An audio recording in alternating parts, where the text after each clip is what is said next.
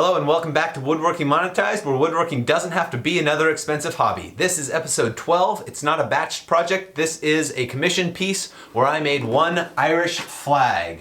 I'll tell you the story of how I fortuitously fell into this project. Also, stay tuned at the end where I go through step by step, posting something on Facebook Marketplace and some tips and tricks that I've learned along the way. Let's get started with materials.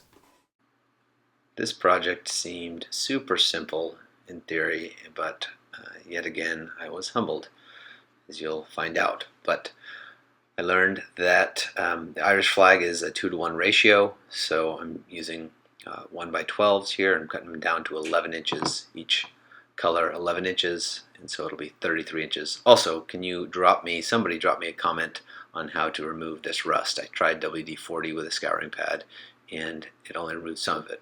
So drop me a comment, that would be appreciated. So the whole flag is 33 inches in width and obviously 16 and a half tall, I guess.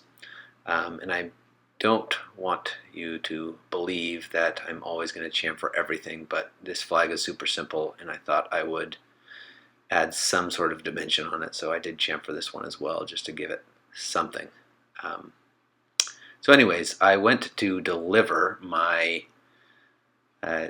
first American flag at a parking lot at a grocery store, and the gal was looking at 2 of them that I had made, and a gentleman got out right next to us and said, "Were you the one that was one of you posting this on Marketplace?" And I said, "Yeah, that's me." He said, "Oh, can you make me an Irish flag?" And so here I was selling one of my flags, my American flags, and I got a job for this customized Irish flag. So that would be the reason why I would say meet at a neutral location, somewhere where people can see you, especially if you live in a small town like I do of 10,000. You know, there are smaller towns, but yeah, you get a little bit of free publicity, and you might get a commission piece out of the deal. So that was very fortuitous for me.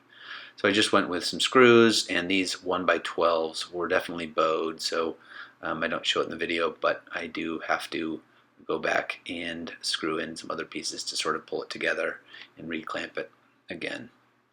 And then I just added a middle piece to give it some added support, and I just put those spacers in there so it would be right close to the middle and straight. And then you'll see my mistake here with finishing.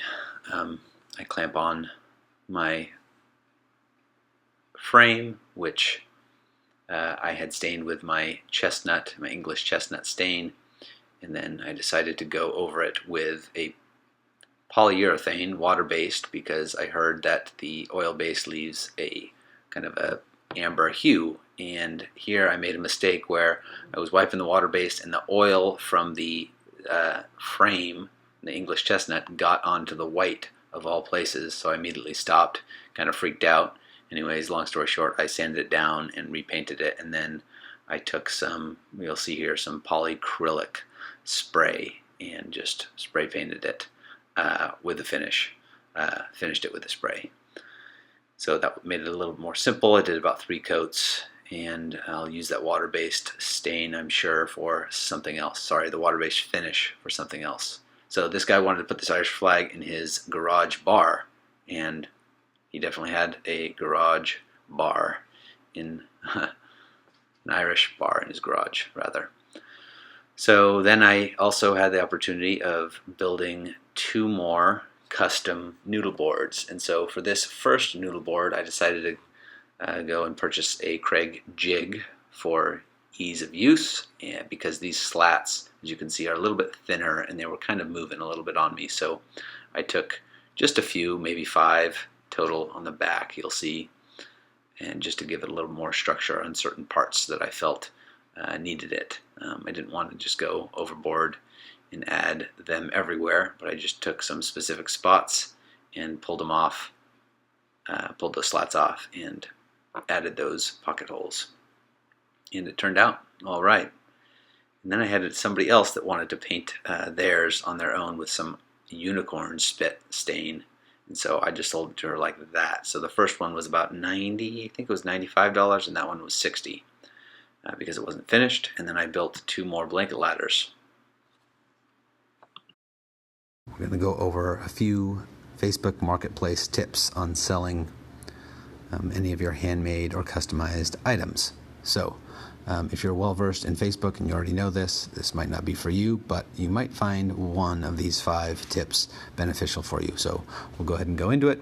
So as you can see up here, I'm on my home page, and then my first tip would be to, before posting on Facebook Marketplace, would be to join as many groups as possible. So I live in Silverton, so I've joined obviously 4 or 5 Silverton-based groups to sell online. This one has 13,000 members. And then we scroll down. I live close to various towns. Obviously, I live close to Salem, about 20 minutes away. And then let's see here.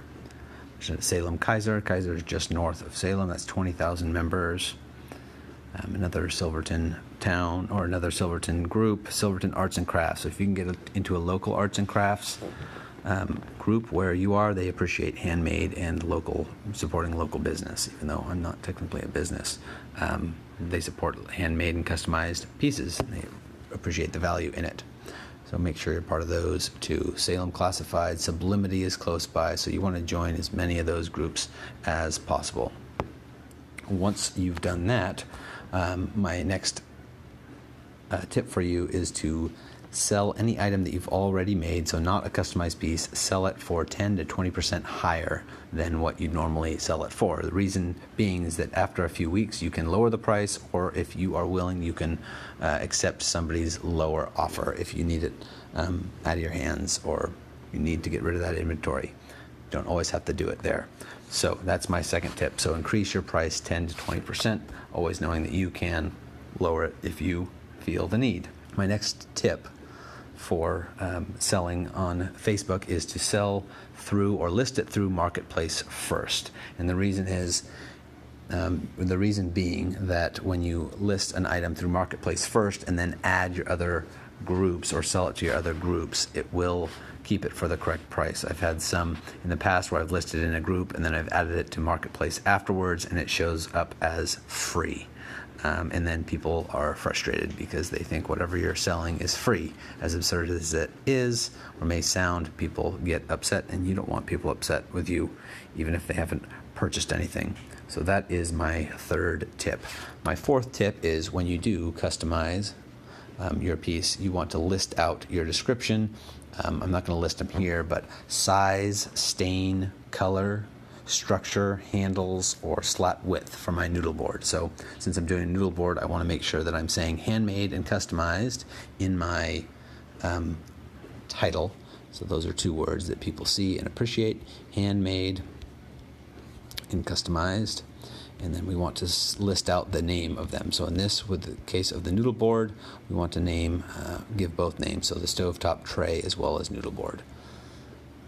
And then the price, I usually use my lowest price. So an RV noodle board would be, for an RV stove, would be a lot smaller. So my lowest price starting at $45. And then with photos, we're going to add a few photos, and you want to make sure you have at least bare minimum 2 photos of different noodle boards so they can see various condition, color, and style. So I've got an unstained one here and a stained one as well, so they can see.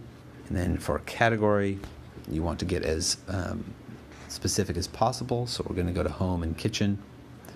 We're going to go to kitchen and dining, and kitchen storage and organization. And then at that point, we'll just go down and narrow it down to storage and organization.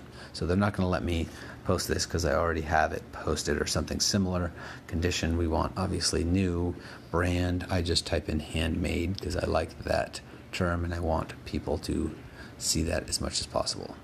And we're not going to boost it or anything like that. So again, you've got your description. So my 5th tip would be to accept as many payments as possible. So I accept Facebook payments, PayPal, Venmo, and Cash App, as well as obviously cash. So make sure that you have that. And then in tags, add in all your tags. So you want a noodle board in there for this noodle board, and stovetop tray as well.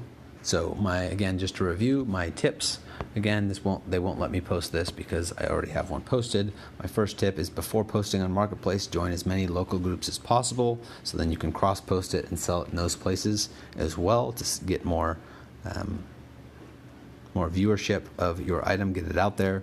My second tip is to increase the price. If you're selling something that's already made, increase it by 10 to 20%. You can always lower it afterwards, or you can accept somebody's lower price under different conditions. My third tip would be to post it to Marketplace first and then add groups rather than posting it to a group first, because I've had some issues with it being listed as free when it's not free. My fourth tip is to, in the condition or in the description, list as much as possible. Anything that you can customize, you want to list it there. And my fifth and final tip is to accept as many payment methods as possible. Let me know what you thought in the comments below, and hopefully you can get more viewership and more sales because of it. Thanks. At the end of episode 11, the ongoing purse was $815. Now I sold this Irish flag for $125 and the cost of materials was $52.50, which leaves me $72.50 added to the ongoing purse. Now it took me about 3 hours to build because of my mistake. I could definitely get it down to 2.5 hours or even less, but that's still $72 for 3 hours, which is $20 to $25, somewhere in there. So that gives me $887 in the ongoing purse. I did build 2 extra blanket ladders. Now I've sold all 12 blanket ladders, the 10 that I batched out, and these two. These two netted me $54 for the ongoing purse, so now it's at $941. And then I built 2 customized noodle boards, and that only netted me $24 because I did purchase the K4 jig that you saw and some screws for that K4 jig. So after the 1 Irish flag, the 2 more blanket ladders, and the 2 noodle boards, the ongoing purse is now up to $965. Let me know what tool or tools I should buy and that would give me more opportunities to make different projects. So I was thinking about upgrading my table saw. Obviously that wouldn't give me more options because I already have a table saw, so I could presumably do whatever I already could do with this table saw. So let me know again in the comments below what I should buy next and why, or what it would give me options for. Thanks again for watching. Give me a thumbs up if you think I earned it, and we'll catch you on the next one. Thanks.